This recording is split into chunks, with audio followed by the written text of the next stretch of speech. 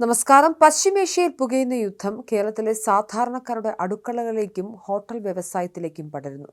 Iran Israel സംഘർഷത്തെ തുടർന്ന് ലോകത്തെ പ്രധാന എണ്ണക്കടത്തുപാതയായ ഹോർമൂസ് കടലിടുക്ക് അടച്ചതോടെ രാജ്യത്തേക്കുള്ള പെട്രോളിയം ഇറക്കുമതിയിൽ വൻ ഇടിവാണുണ്ടായത്.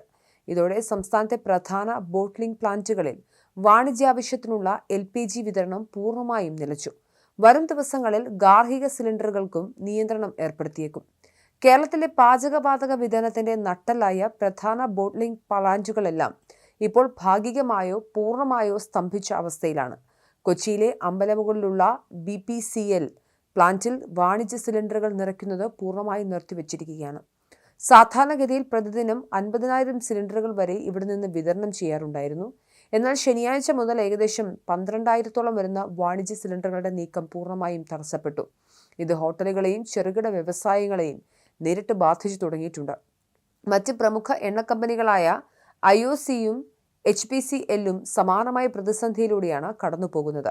ഉദയംപേരൂരിലെ IOC യൂണിറ്റിൽ വാണിജ്യ സിലിണ്ടറുകളുടെ ഫില്ലിംഗ് നിർത്തിവെച്ചപ്പോൾ ഇരുമ്പനത്തെ HPCL യൂണിറ്റിൽ ഉൽപ്പാദനം അത്യാവശ്യ മേഖലകളിലേക്ക് മാത്രമായി പരിമിതപ്പെടുത്തി. നിലവിൽ ആശുപത്രികൾ പോലുള്ള മുൻഗണനാ വിഭാഗങ്ങൾക്ക് മാത്രമാണ് സിലിണ്ടറുകൾ നൽകുന്നത്. വരും ദിവസങ്ങളിൽ ഗാർഹിക സിലിണ്ടറുകളുടെ വിതരണത്തിലും കർശനമായ നിയന്ത്രണങ്ങൾ ഏർപ്പെടുത്തേണ്ടി വരും എന്നാണ് കമ്പനികൾ നൽകുന്ന സൂചന. ഇന്ത്യയുടെ LPG ആവശ്യകതയുടെ 60% ഗൾഫ് രാജ്യങ്ങളിൽ നിന്നുള്ള ഇറക്കുമതിയെ ആശ്രയിച്ചാണ് നിലനിൽക്കുന്നത്. പശ്ചിമേഷ്യയിലെ സംഘർഷം മൂലം ഹോർമൂസ് കടലിടുക്ക് വഴിയുള്ള കപ്പൽ ഗതാഗതം തടസ്സപ്പെട്ടതാണ് ഈ പ്രതിസന്ധിക്ക് ആധാരമായത്.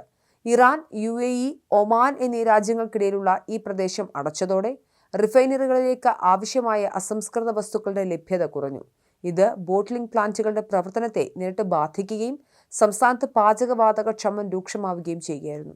വാണിജ്യ സിലിണ്ടറുകളുടെ ലഭ്യത നിലച്ചത് കേരളത്തിലെ ഹോട്ടൽ വ്യവസായത്തെ തകർച്ചയുടെ വക്കിലെത്തിച്ചിരിക്കുകയാണെന്ന് വലിയ രീതിയിലുള്ള ആക്ഷേപമുണ്ട്. സിലിണ്ടറുകളുടെ ലഭ്യത ഉടൻ ഉറപ്പാക്കിയില്ലെങ്കിൽ സംസ്ഥാനത്തെ 80% ഹോട്ടലുകളും വരും ദിവസങ്ങളിൽ അടച്ചുപൂട്ടേണ്ടി വരുമെന്ന് Kerala hotel and restaurant association president G. Jayapal പറയുന്നു.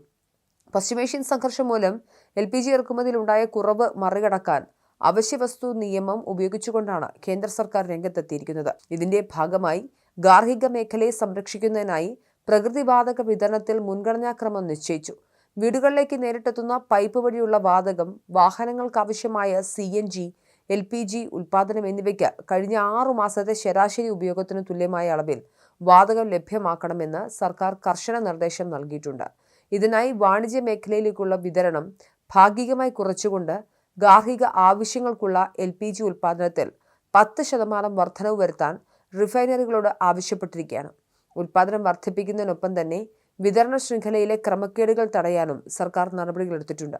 വിപണിയിൽ കൃത്രിമമായ ക്ഷാമം സൃഷ്ടിക്കുന്നതും സിലിണ്ടറുകൾ പൂഴ്ത്തിവെക്കുന്നതും ഒഴിവാക്കാനായി LPG റീഫിൽ ബുക്കിംഗ് കാലയളവിൽ മാറ്റം വരുത്തി.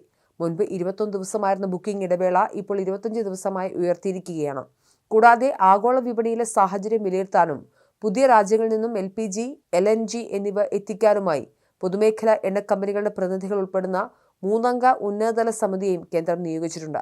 റിഫൈനറികൾ പൂർണ്ണശേഷിയിൽ പ്രവർത്തിക്കുന്നുണ്ടെന്ന് ഉറപ്പാക്കിക്കൊണ്ട് സാധാരണക്കാരുടെ അടുക്കളയിലെ തടസ്സമില്ലാത്ത വിതരണം ഉറപ്പാക്കുകയാണ് ഈ നടപടികളുടെ പ്രധാന ലക്ഷ്യം.